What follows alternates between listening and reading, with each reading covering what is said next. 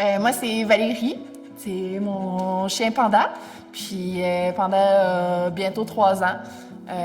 Puis il vient de la SPCA. Ça fait à peu près 2 ans que je l'ai. Ouais, c'était mon premier chien à moi. J'ai eu des chiens plus jeunes, des chiens de la famille, mais trop jeunes pour voir un peu leur éducation. Tout ça fait que c'est mon premier chien à moi que j'éduque. En fait, la problématique que j'ai rencontrée avec Panda, c'est bien simple. En fait, c'était un chien qui était un peu hyperactif. Je me qualifie comme étant une personne très, très, très active.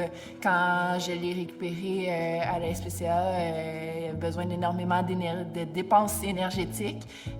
J'allais courir avec lui à tous les jours. J'avais un volume à environ 80 à 100 km de course en sentier par semaine où j'amenais mon chien.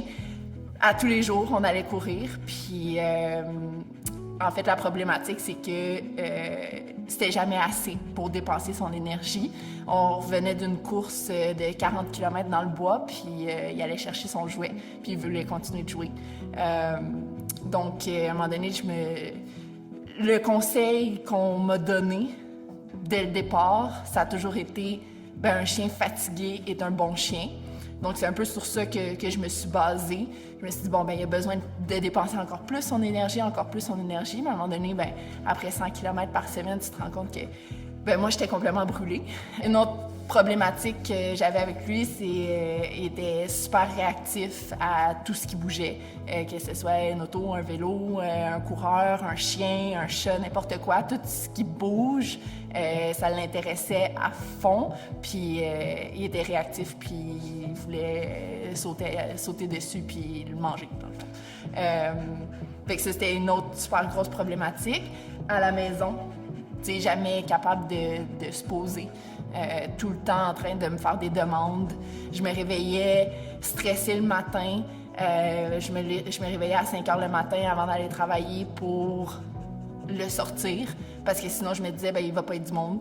Il était super destructeur dans la maison, je pouvais rien laisser traîner. Il partait avec la manette de télé si j'avais le malheur de la laisser traîner. Puis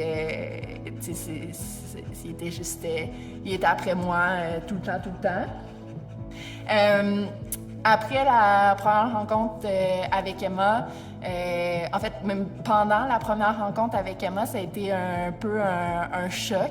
Je savais que j'avais besoin d'aide pour gérer mon chien. Je savais plus comment m'y prendre. Puis ça a été un peu drastique avec Emma. Dès la première rencontre, elle m'a dit, là, c'est terminé l'exercice avec ton chien, tu lui en donnes trop, faut qu'on arrête. Elle m'a fait comprendre qu'il fallait vraiment qu'on reparte de zéro, puis que la chose la plus importante que j'ai retenue de notre première rencontre, ça a vraiment été qu'il fallait que j'apprenne à mon chien à rien faire, puis être confortable, puis à l'aise avec le fait de rien faire.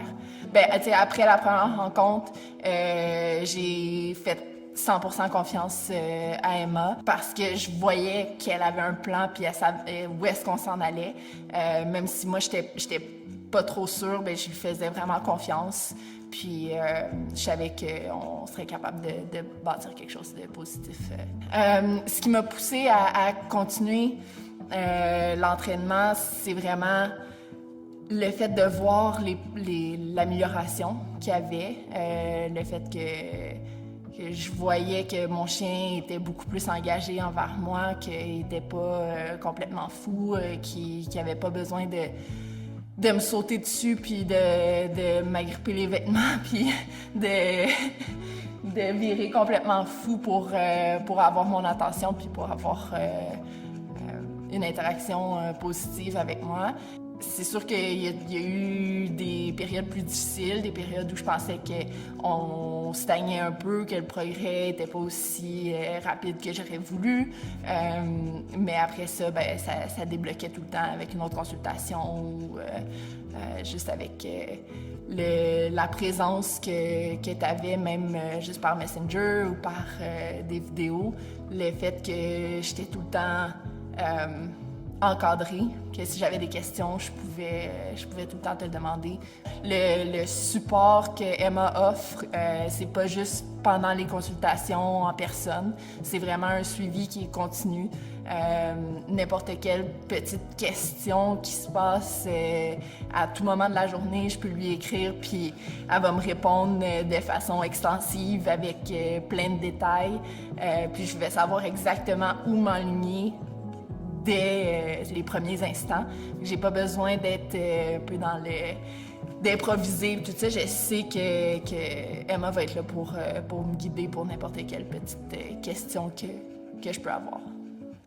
En fait, ce que je pensais le plus difficile à atteindre comme objectif avec mon chien, mais c'était l'objectif que je m'étais fixé dès le départ, c'était de pouvoir continuer à aller en sentier, d'aller courir avec mon chien, mais d'avoir la confiance à 100% qu'il allait être à l'écoute. Parce qu'au début, je l'amenais en sentier, je le laissais lousse, puis il faisait pas mal n'importe quoi, puis j'étais juste chanceuse que c'est pas un chien qui fuguait, puis il revenait. Là, d'avoir la confiance que peu importe s'il y a un renard qui coupe le sentier juste devant, je vais le rappeler, puis il va m'écouter, puis il va revenir. Fait que ça, c'est quelque chose que je pensais jamais qu'elle allait être possible, mais c'est une des choses que je suis le plus fière d'avoir été capable de réaliser.